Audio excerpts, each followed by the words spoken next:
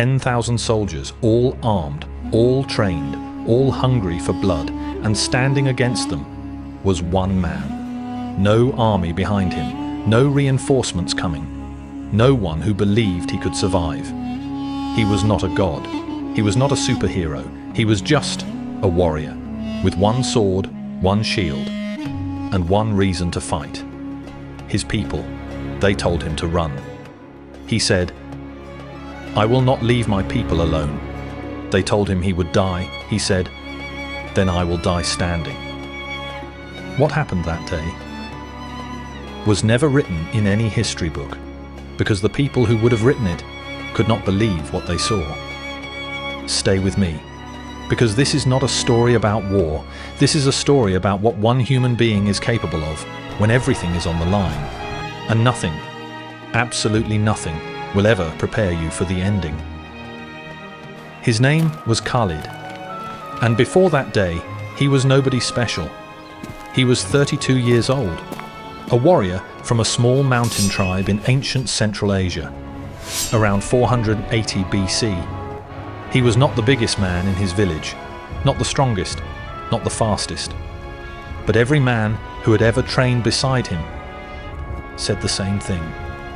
There is something different about Khalid, not in his body, in his eyes, dark brown eyes that never looked away, that never showed fear, not because he didn't feel it, but because he had made a decision long ago that fear would never make his choices for him. He had a wife, Soraya, 28 years old, with black hair and fierce eyes that matched his own. He had a daughter, little Zara, 4 years old, who called him Baba and ran to him every time he came home.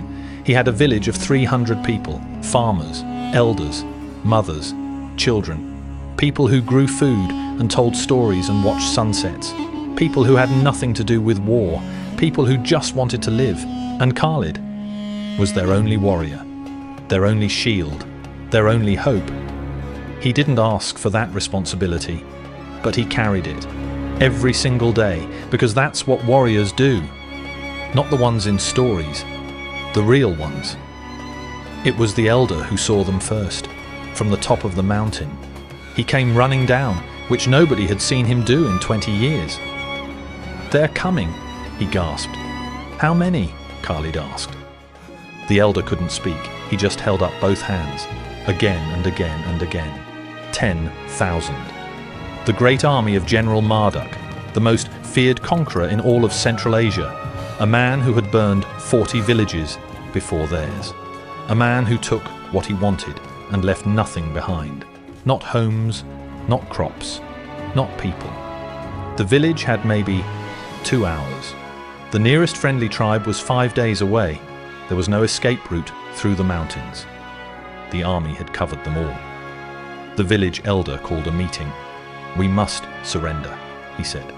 "Surrender means slavery," Khalid replied. "Fighting means death," the elder said. "Then I choose how I die," Khalid said quietly. The village went silent. His wife Soraya looked at him. She knew that look. She had seen it only once before. The day he had promised her, "I will always come back." She walked to him, placed his sword in his hands and said, "Then come back." Just that. Come back. Khalid looked at his daughter Zara, 4 years old. She was holding a small wooden toy he had carved for her. She didn't understand what was happening. She just smiled at him and said, "Baba, come home for dinner." Khalid knelt down, held her face in his hands, pressed his forehead to hers, and whispered, "Save me some bread." He stood, picked up his sword, his shield, and walked toward the mountain pass, alone. 300 people watched him go. Not one of them believed he would come back, including Khalid himself, but he walked anyway. The mountain pass was narrow, 50 feet wide, bordered on both sides by sheer rock walls. Khalid had chosen it carefully, because 10,000 soldiers in a narrow pass are not 10,000 soldiers. They are just the ones in the front. He stood at the center of the pass, and he waited. He could hear them before he could see them, the ground shaking, 10,000 feet, 10,000 swords, the sound of an army that had never been stopped. And then they appeared, around the bend in the mountain pass, stretching back further than the eye could see.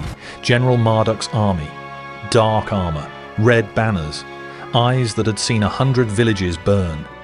They stopped when they saw him, just one man standing in the center of the pass, alone. There was a moment of confusion, then laughter, an entire army laughing. General Marduk himself rode forward on his black horse.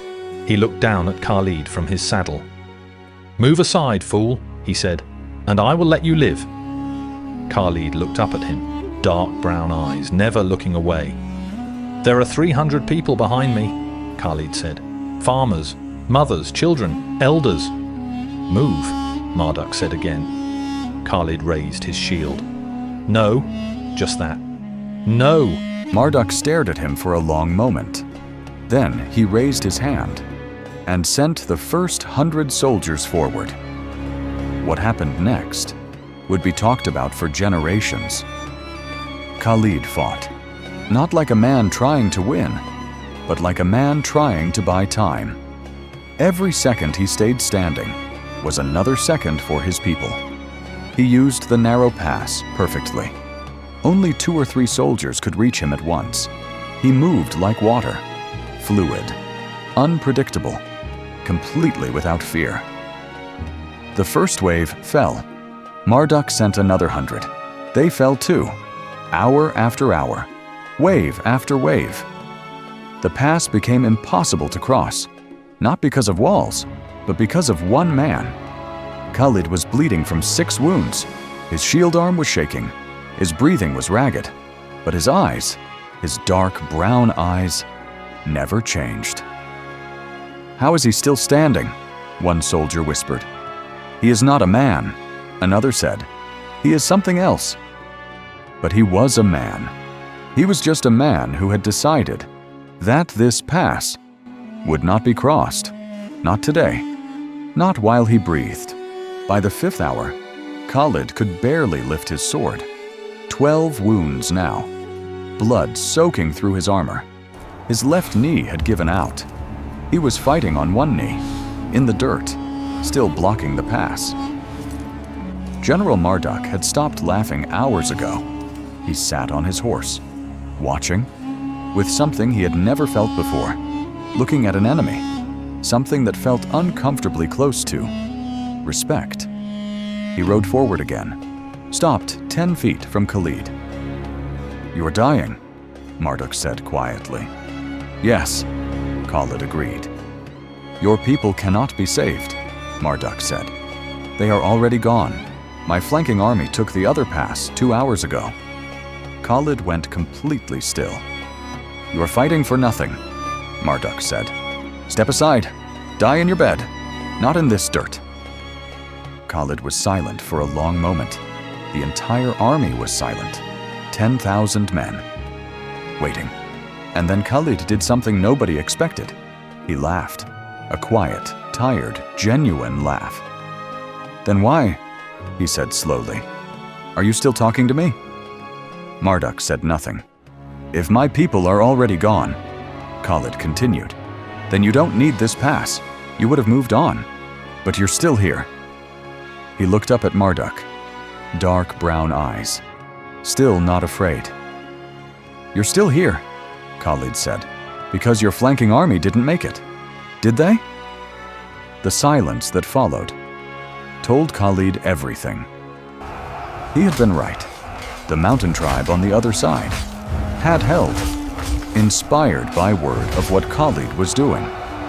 They had fought too, and the flanking army had been stopped.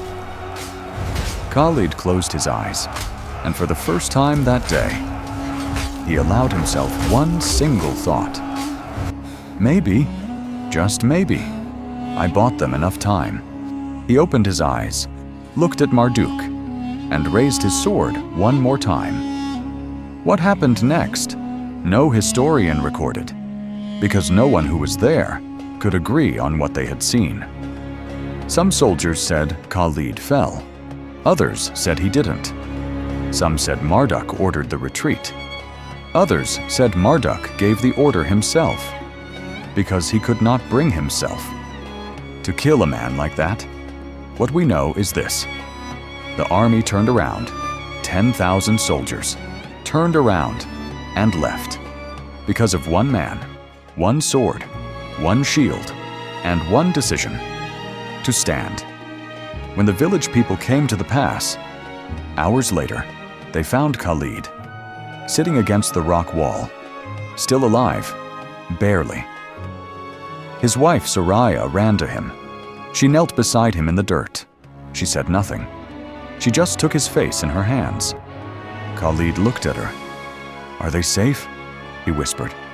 "They're safe," she said. He closed his eyes. "Good," he said. "Just that." "Good." Little Zara pushed through the crowd, ran to her father, sat down beside him in the dirt, and held out a piece of bread. "I saved you some baba," she said. Khalid looked at his daughter, at the bread in her small hands, and for the first time that entire day, the warrior who had stood against 10,000 soldiers cried. He lived. He recovered. He went home. He carved more wooden toys for Zara. He grew old beside Soraya. He never fought again. Not because he couldn't, but because he had nothing left to prove. He had already done the one thing that needed to be done. His name was never in any history book. No statue was ever built for him. No song was ever written. He was just a warrior from a small mountain tribe who decided that his people were worth standing for. And here is what I want you to remember. Somewhere in your life, there is a pass, a narrow place, where everything depends on whether you stand or walk away. You don't need 10,000 reasons to stand. You only need one. And you already know what yours is. If this story moved you, like this video. Share it with someone who needs to remember what they are capable of. Subscribe to Untold True Stories. Because the world has forgotten too many stories like this one. See you in the next one.